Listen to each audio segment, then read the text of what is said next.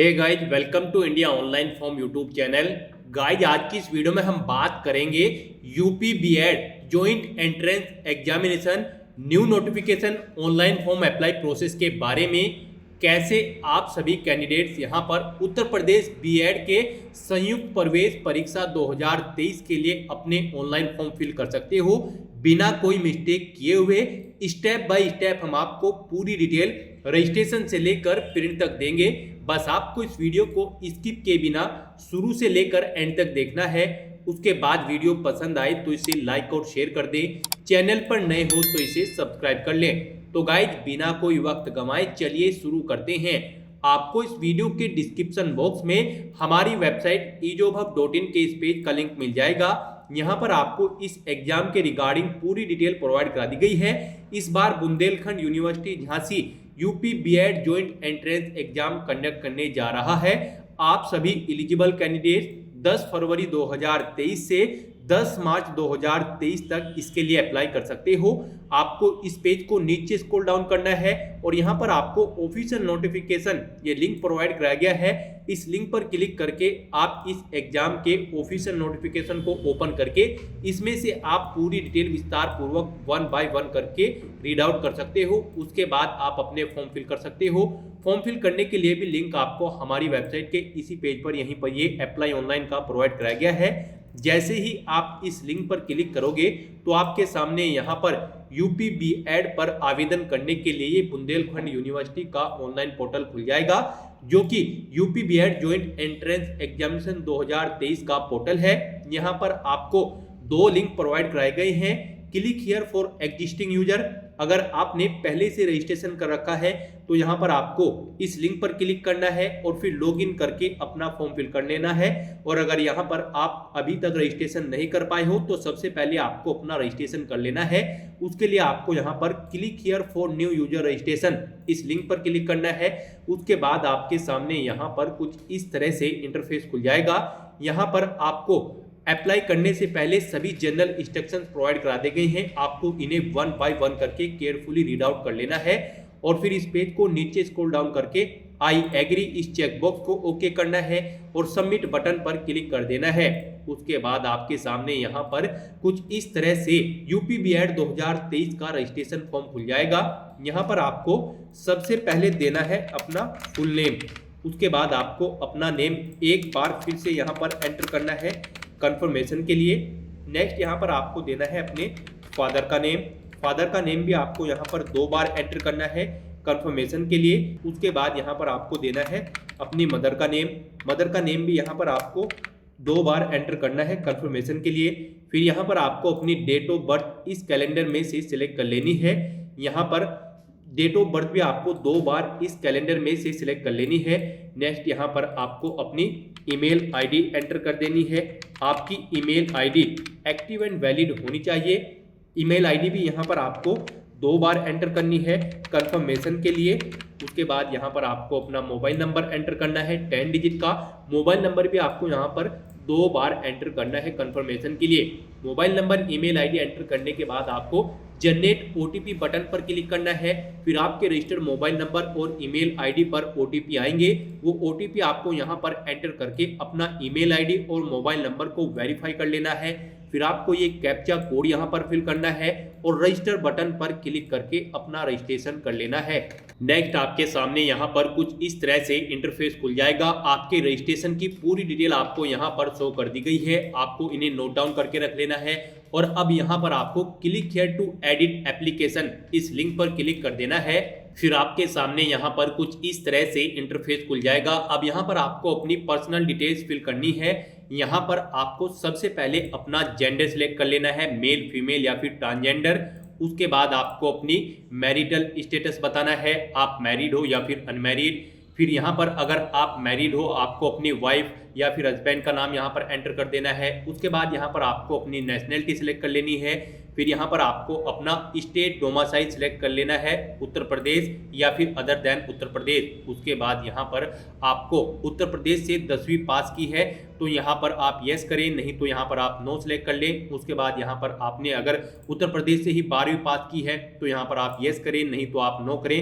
उसके बाद आपको ग्रेजुएशन पास भी अगर आपने उत्तर प्रदेश से किया है तो आप यस करें, नहीं तो यहाँ पर आप नो सेलेक्ट कर लें। उसके बाद यहाँ पर आपसे आपकी कैटेगरी पूछी गई है, आपको अपनी कैटेगरी यहाँ पर सिलेक्ट कर लेनी है। अगर यहाँ पर आप रिजर्व कैटेगरी से बिलोंग करते हो तो यहाँ पर आपको अपना कैटेगरी सर्टिफिकेट नंबर एंटर करना है। उसके बाद आपसे पूछा गया कि क्या आप फिजिकली हैंडीकैप्ड हैं, अगर हैं तो यस करें और फिर यहाँ पर अपनी दिव्यांगता का प्रकार सिलेक्ट कर ले, और अगर नहीं है तो यहाँ पर आप नो सेलेक्ट कर लें। फिर आपको अपना आईडी प्रूफ यहाँ से सिलेक्ट कर लेना है और उसका नंबर आपको यहाँ पर प्रोवाइड करा देना है। फिर यहाँ पर आपको अपना कम्युनिकेशन एड्रेस एंटर करना है। यहाँ पर आपको कम्युनिकेशन एड्रेस में अपनी कोई एक और अल्टरनेट ईमेल आईडी एंटर करनी है। फिर आपको अपना एक अल्टरनेट मोबाइल नंबर यहाँ पर एंटर करना है। ये फील्ड मैंडेटरी है, आपको ये जरूर एंटर करने हैं। उसके बाद आपको यहाँ पर अपना एड्रेस एंटर करना है, जैसे कि हाउस नंबर, अपने विलेज या फिर सिटी का नाम, अपने स्टेट का नाम आपको सिलेक्ट कर लेना है। फिर आपको अपनी सिटी का नाम यहाँ से सिलेक्ट कर लेना है। उसके बाद आपको यहाँ पर ये पिन कोड एंटर कर देना है। अपना कम्युनिकेशन एड्रेस एंटर करने के बाद आपको अपना परमानेंट एड्रेस एंटर करना है। और अगर आपका परमानेंट एड्रेस और कम्युनिकेशन एड्रेस सेम है तो बस यहाँ पर आपको यस इस रेडियो बटन पर सिलेक्ट कर देना है। ऑटोमेटिकली आपका परमानेंट एड्रेस भी आपके कम्युनिकेशन एड्रेस के अकॉर्डिंग फिल हो जाएगा। फिर आपको इस पेज को नीचे स्क्रॉल डाउन करना है और यहाँ पर अपने कुछ डॉक्यूमेंट्स आपको अपलोड कर देने हैं। जैसे कि सबसे पहले यहाँ पर आपको अपना पासपोर्ट साइज फोटो अपलोड करना है। उसका मिनिमम साइज 25 KB होना चाहिए और मैक्सिमम साइज 50 KB, और उसकी डायमेंशन 35 mm से 45 mm के बीच में होनी चाहिए। JPG या फिर JPG फॉर्मेट्स में आपका फोटो होना चाहिए। उसके बाद आपको अपने सिग्नेचर अपलोड करने हैं। इनका मैक्सिमम साइज यहाँ पर 50 KB रखा गया है। JPG फॉर्मेट में आपके सिग्नेचर अपलोड होंगे। फिर यहाँ पर आपको अपने left and right hand index finger impression, यानी कि आपको अपने बाएं और दाएं हाथ की तर्जनी छाप की स्कैन कॉपी यहाँ पर अपलोड करनी है। उसके बाद उनका साइज यहाँ पर 50 KB मैक्सिमम रखा गया है। JPG या फिर JPG फॉर्मेट में होने चाहिए। फिर यहाँ पर अगर आप रिजर्व कैटेगरी से बिलोंग करते हो तो यहाँ पर आपको अपना OBC SC ST certificate upload कर देना है। उसका मैक्सिमम साइज यहाँ पर 1 MB रखा गया है। आप JPG या फिर PDF फॉर्मेट में अपना कैटेगरी सर्टिफिकेट यहाँ पर अपलोड कर सकते हो। फिर यहाँ पर आपको अपनी 10वीं 12वीं और ग्रेजुएशन की मार्कशीट अपलोड कर देनी है। उसके लिए आपको फॉर्मेट के लिए लिंक प्रोवाइड कराया गया है, click here to download format. आपको इस फॉर्मेट को डाउनलोड कर लेना है और इसके अकॉर्डिंग अपनी मार्कशीट सेट करने के बाद आपको उन्हें यहाँ पर अपलोड कर देना है। आपकी इन मार्कशीट का साइज मैक्सिमम 1 MB रखा गया है। तो यहाँ पर अब आपको चूज फाइल बटन पर क्लिक करना है, फाइल्स को सेलेक्ट कर लेना है और अपलोड बटन पर क्लिक करके इन सभी डॉक्यूमेंट्स को यहाँ पर अपलोड कर देना है। और फिर आपको सेव एंड कंटिन्यू बटन पर क्लिक करना है। फिर आपके सामने यहाँ पर कुछ इस तरह से इंटरफेस खुल जाएगा। अब यहाँ पर आपको अपनी क्वालिफिकेशन की डिटेल को फिल करना है। सबसे पहले यहाँ पर आपको बीएड की स्ट्रीम सेलेक्ट कर लेनी है, किस स्ट्रीम से आप अपनी बीएड कंप्लीट करना चाहते हो। उसके बाद यहाँ पर आपको अपनी 10वीं क्लास की डिटेल फिल करनी है। यहाँ पर आपको सबसे पहले अपने बोर्ड का नाम सेलेक्ट कर लेना है, जिस बोर्ड से आपने अपनी 10वीं क्लास पास आउट की है। कितने मार्क्स आपने ऑब्टेन किए हैं वो एंटर करने हैं। टोटल कितने मार्क्स थे जिसमें से आपने मार्क्स ऑब्टेन किए हैं। फिर यहाँ पर आपकी परसेंटेज आपके इन मार्क्स के अकॉर्डिंग कैलकुलेट होकर आ जाएगी। फिर यहाँ पर आपको पासिंग ईयर सेलेक्ट कर लेना है अपनी 10वीं क्लास का। उसके बाद यहाँ पर आपको अपनी 10वीं क्लास का प्रमाण पत्र, अंक प्रमाण पत्र यानी कि रिजल्ट यहाँ पर अपलोड करना है। उसका मैक्सिमम फाइल साइज 1 MB रखा गया है। JPG या फिर PDF फॉर्मेट में आप अपनी 10वीं क्लास का रिजल्ट यहाँ पर अपलोड कर सकते हो। उसके लिए आपको चूज फाइल बटन पर क्लिक करना है, फाइल को सिलेक्ट कर लेना है और फिर अपलोड बटन पर क्लिक करके उसे यहाँ पर अपलोड कर देना है। ऐसे ही यहाँ पर आपको अपनी 12वीं क्लास की डिटेल को फिल कर लेना है। यहाँ पर भी आपको सबसे पहले अपने बोर्ड का नाम सिलेक्ट करना है, कितने मार्क्स आपने ऑब्टेन किए थे वो एंटर करने हैं, टोटल कितने मार्क्स थे वो एंटर करने हैं। परसेंटेज आपकी आपके मार्क्स के अकॉर्डिंग कैलकुलेट होकर यहाँ पर आ जाएगी। फिर आपको यहाँ पर अपना 12वीं का पासिंग ईयर सेलेक्ट कर लेना है। फिर आपको अपनी 12वीं क्लास की रिजल्ट भी यहाँ पर सेम ऐसे ही अपलोड कर देना है। इसका भी मैक्सिमम साइज 1 MB रखा गया है। JPG या फिर PDF फॉर्मेट में आपको अपनी 12वीं क्लास का रिजल्ट यहाँ पर अपलोड कर देना है। आपको चूज फाइल बटन पर क्लिक करना है, फाइल को सिलेक्ट कर लेना है और फिर उसे यहाँ पर अपलोड कर देना है। उसके बाद यहाँ पर आपसे पूछा गया है ग्रेजुएशन का डिटेल। जी हाँ दोस्तों, यहाँ पर इस एग्जाम में UP BEd joint entrance examination में में पार्टिसिपेट करने के लिए आपके पास कोई ग्रेजुएट डिग्री होनी जरूरी है 50% मार्क्स के साथ। और अगर आपके पास इंजीनियरिंग फील्ड में ग्रेजुएट डिग्री है जैसे कि BTech, तो उसमें आपके 55% मार्क्स होने अनिवार्य है। यहाँ पर फाइनल ईयर एपियर्ड कैंडिडेट भी अप्लाई कर सकते हैं जो अपनी ग्रेजुएशन के फाइनल ईयर में एपियर्ड है। तो यहाँ पर आपसे पूछा गया है कि क्या आपने अपनी ग्रेजुएशन डिग्री कंप्लीट कर ली है। अगर कर ली है तो आप पास वाले ऑप्शन को सिलेक्ट करें, नहीं तो आप यहाँ पर अपियरिंग वाले ऑप्शन को सिलेक्ट कर ले। पास अगर आप यहाँ पर सिलेक्ट करते हो तो उसके बाद यहाँ पर आपको स्ट्रीम ऑफ ग्रेजुएशन, अपनी स्ट्रीम यहाँ पर बतानी है, किस स्ट्रीम से आपने अपनी ग्रेजुएशन कंप्लीट की है। फिर आपको अपनी यूनिवर्सिटी का नाम यहाँ पर एंटर कर देना है, किस यूनिवर्सिटी से आपने अपनी ग्रेजुएशन कंप्लीट की है। अपना रोल नंबर आपको यहाँ पर एंटर करना है। फिर आपको अपना पासिंग ईयर यहाँ पर एंटर कर देना है। नेक्स्ट यहाँ पर आपने कितने टोटल मार्क्स ऑब्टेन किए हैं वो आपको एंटर करने हैं। टोटल कितने मार्क्स थे जिसमें से आपने ये मार्क्स ऑब्टेन किए हैं वो आपको एंटर करने हैं। उसके अकॉर्डिंग आपकी परसेंटेज यहाँ पर कैलकुलेट होकर आ जाएगी।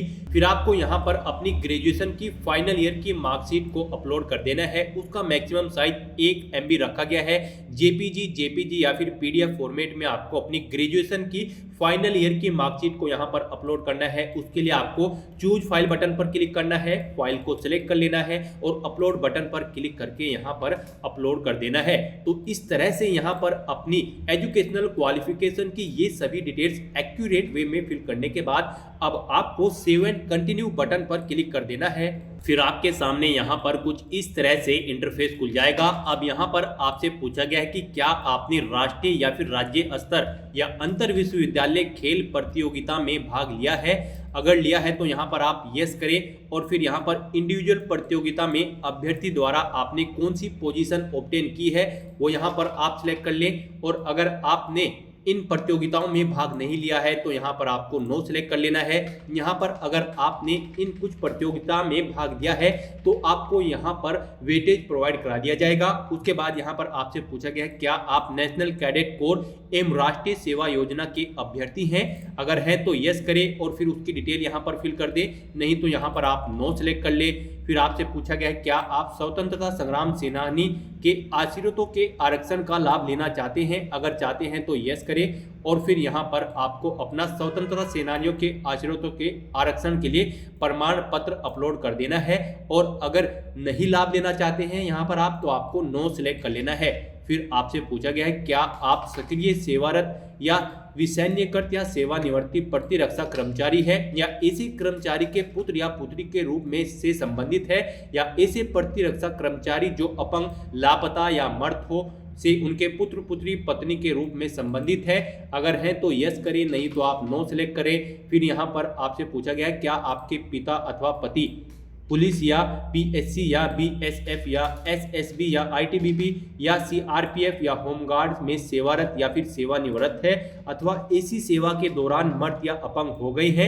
यहाँ पर अगर हो गई है तो आप यस करें, नहीं तो यहाँ पर आप नो सिलेक्ट कर लें। यहाँ पर अगर आप इन ऑप्शंस में से किसी भी ऑप्शन को यस सिलेक्ट करते हैं तो आपको फिर यहाँ पर UPBED JEE 2023 एंट्रेंस एग्जाम में वेटेज प्रोवाइड कराई दिया जाएगा।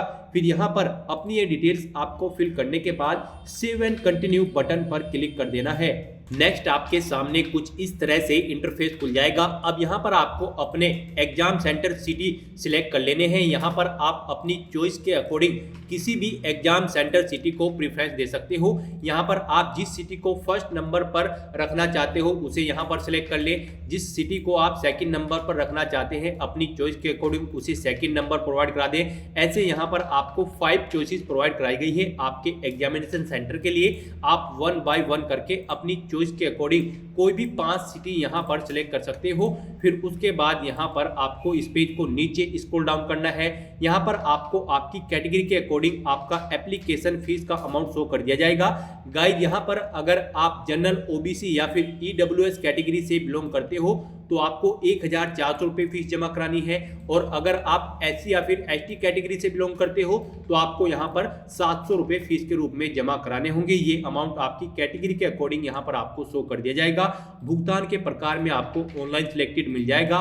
फिर आपको डिक्लेरेशन सेक्शन में आना है और यहाँ पर आई एग्री इस चेकबॉक्स को डिक्लेयर करते हुए ये कैप्चा कोड यहाँ पर फिल करना है और सबमिट बटन पर क्लिक कर देना है। नेक्स्ट आपके सामने यहाँ पर कुछ इस तरह से इंटरफेस खुल जाएगा। अब यहाँ पर आपको अपनी एप्लीकेशन फीस का पेमेंट करना है। आप डेबिट कार्ड, क्रेडिट कार्ड या फिर नेट बैंकिंग के थ्रू अपनी एप्लीकेशन फीस का पेमेंट जमा करा सकते हो। डेबिट कार्ड या क्रेडिट कार्ड अगर आप सिलेक्ट करते हो तो आपको सबसे पहले अपना कार्ड नंबर एंटर करना है, फिर उसका एक्सपायरी मंथ आपको सिलेक्ट कर लेना है, उसका एक्सपायरी ईयर आपको सिलेक्ट कर लेना है, फिर 3 डिजिट का अपने कार्ड का CVV या फिर CVC नंबर जो आपके कार्ड के पीछे होता है वो यहाँ पर आपको एंटर कर देना है। उसके बाद आपको कार्ड होल्डर नेम यहाँ पर एंटर करना है। फिर आपको मेक पेमेंट बटन पर क्लिक करके अपनी एप्लीकेशन फीस का पेमेंट यहाँ पर कर देना है। आपकी एप्लीकेशन फीस का पेमेंट होते ही आपके एप्लीकेशन फॉर्म की सभी टास्क कंप्लीट हो जाएगी और आपका UP BEd joint entrance examination 2023 का एप्लीकेशन फॉर्म भी सक्सेसफुली सबमिट हो जाएगा। उसके बाद आपको अपने एप्लीकेशन फॉर्म का एक प्रिंट आउट ले लेना है फ्यूचर यूज के लिए, फ्यूचर रेफरेंस के लिए। तो गाइज ऐसे आप अपने UP BEd joint entrance examination 2023 के ऑनलाइन फॉर्म फिल कर सकते हो। आज की वीडियो में बस इतना ही। आई होप ये वीडियो आपको पसंद आई होगी। अगर पसंद आई हो तो इसे लाइक और शेयर करें। चैनल पर नए हो तो इसे सब्सक्राइब कर लें। Thanks for watching.